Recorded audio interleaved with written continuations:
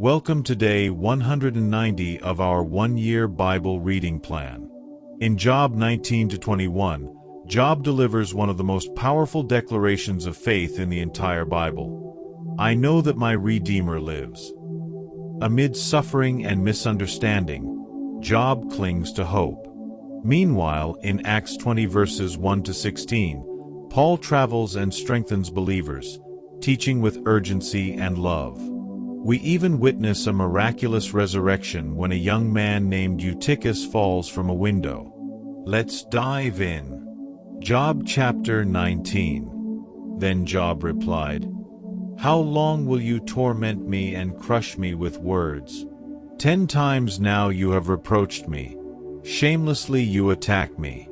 If it is true that I have gone astray, my error remains my concern alone. If indeed you would exalt yourselves above me and use my humiliation against me, then know that God has wronged me and drawn his net around me. Though I cry, 'Violence!' I get no response. Though I call for help, there is no justice.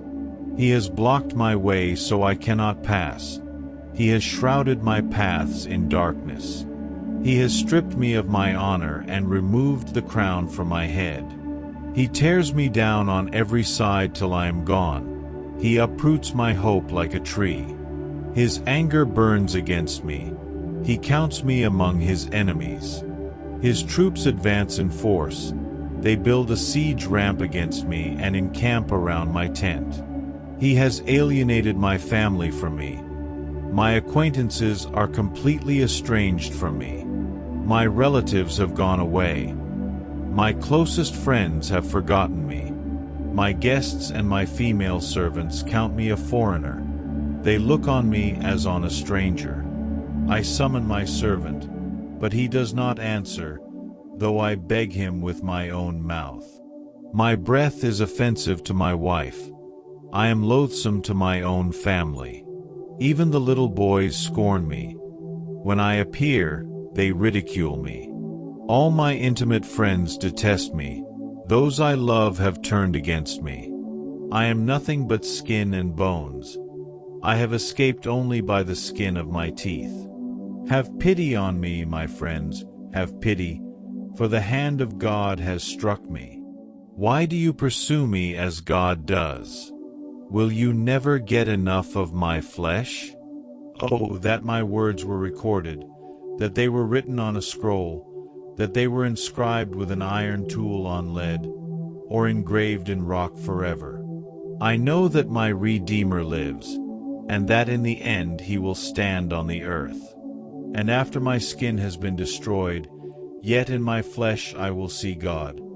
I myself will see him with my own eyes, I and not another. How my heart yearns within me! If you say, 'How we will hound him, since the root of the trouble lies in him,' you should fear the sword yourselves, for wrath will bring punishment by the sword, and then you will know that there is judgment." Job chapter 20. Then Zophar the Naamathite replied, "My troubled thoughts prompt me to answer because I am greatly disturbed. I hear a rebuke that dishonors me, and my understanding inspires me to reply. Surely you know how it has been from of old, ever since mankind was placed on the earth, that the mirth of the wicked is brief, the joy of the godless lasts but a moment. Though the pride of the godless person reaches to the heavens and his head touches the clouds, he will perish forever, like his own dung. Those who have seen him will say, 'Where is he?' Like a dream he flies away, no more to be found, banished like a vision of the night. The eye that saw him will not see him again. His place will look on him no more. His children must make amends to the poor. His own hands must give back his wealth. The youthful vigor that fills his bones will lie with him in the dust. Though evil is sweet in his mouth and he hides it under his tongue, though he cannot bear to let it go and lets it linger in his mouth, yet his food will turn sour in his stomach. It will become the venom of serpents within him. He will spit out the riches he swallowed.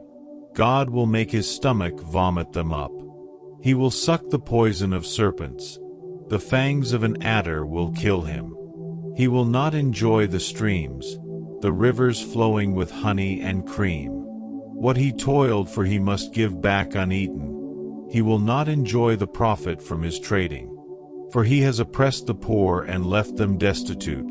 He has seized houses he did not build. Surely he will have no respite from his craving. He cannot save himself by his treasure. Nothing is left for him to devour. His prosperity will not endure. In the midst of his plenty, distress will overtake him. The full force of misery will come upon him. When he has filled his belly, God will vent his burning anger against him and rain down his blows on him. Though he flees from an iron weapon, a bronze-tipped arrow pierces him. He pulls it out of his back, the gleaming point out of his liver. Terrors will come over him. Total darkness lies in wait for his treasures. A fire unfanned will consume him and devour what is left in his tent. The heavens will expose his guilt. The earth will rise up against him.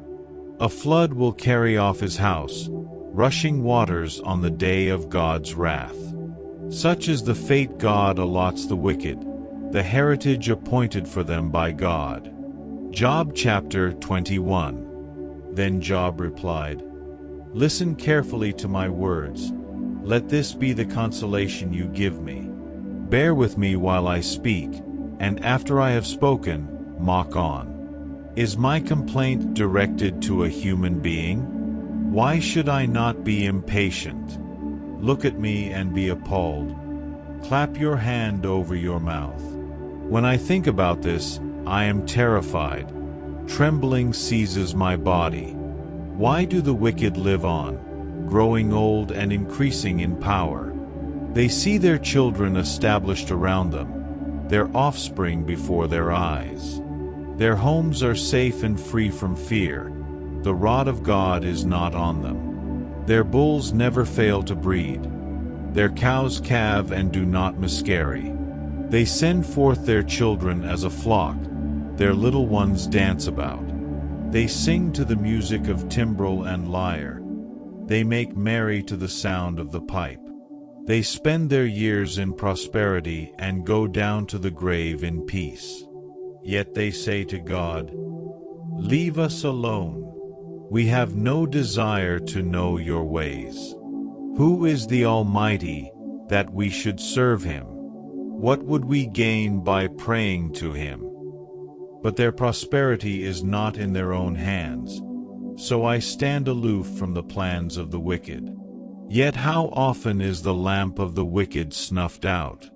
How often does calamity come upon them, the fate God allots in his anger? How often are they like straw before the wind, like chaff swept away by a gale? It is said, God stores up the punishment of the wicked for their children. Let him repay the wicked, so that they themselves will experience it. Let their own eyes see their destruction. Let them drink the cup of the wrath of the Almighty. For what do they care about the families they leave behind when their allotted months come to an end? Can anyone teach knowledge to God, since he judges even the highest? One person dies in full vigor, completely secure and at ease, well-nourished in body, bones rich with marrow. Another dies in bitterness of soul, never having enjoyed anything good. Side by side they lie in the dust, and worms cover them both. I know full well what you are thinking, the schemes by which you would wrong me. You say, "Where now is the house of the great, the tents where the wicked lived?" Have you never questioned those who travel? Have you paid no regard to their accounts, that the wicked are spared from the day of calamity, that they are delivered from the day of wrath? Who denounces their conduct to their face? Who repays them for what they have done? They are carried to the grave, and watch is kept over their tombs. The soil in the valley is sweet to them. Everyone follows after them, and a countless throng goes before them. So how can you console me with your nonsense? Nothing is left of your answers but falsehood.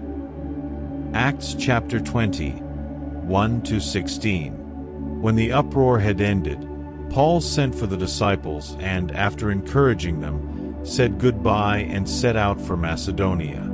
He traveled through that area, speaking many words of encouragement to the people, and finally arrived in Greece, where he stayed 3 months. Because some Jews had plotted against him just as he was about to sail for Syria, he decided to go back through Macedonia. He was accompanied by Sopater son of Pyrrhus from Berea, Aristarchus and Secundus from Thessalonica, Gaius from Derbe, Timothy also, and Eutychus and Trophimus from the province of Asia. These men went on ahead and waited for us at Troas. But we sailed from Philippi after the festival of unleavened bread, and 5 days later joined the others at Troas, where we stayed 7 days. On the first day of the week we came together to break bread. Paul spoke to the people and, because he intended to leave the next day, kept on talking until midnight. There were many lamps in the upstairs room where we were meeting. Seated in a window was a young man named Eutychus, who was sinking into a deep sleep as Paul talked on and on. When he was sound asleep, he fell to the ground from the 3rd story and was picked up dead. Paul went down, threw himself on the young man and put his arms around him. "Don't be alarmed," he said. "He's alive." Then he went upstairs again and broke bread and ate. After talking until daylight, he left. The people took the young man home alive and were greatly comforted. We went on ahead to the ship and sailed for Assos, where we were going to take Paul aboard. He had made this arrangement because he was going there on foot. When he met us at Assos, we took him aboard and went on to Mytilene. The next day we set sail from there and arrived off Chios. The day after that we crossed over to Samos, and on the following day arrived at Miletus. Paul had decided to sail past Ephesus to avoid spending time in the province of Asia, for he was in a hurry to reach Jerusalem, if possible, by the day of Pentecost. Thank you for joining today's Bible reading. No matter how tough life gets, like Job, we can hold on to the truth that our Redeemer lives. And like Paul, let's use every moment to encourage others in the faith. See you tomorrow for day 191.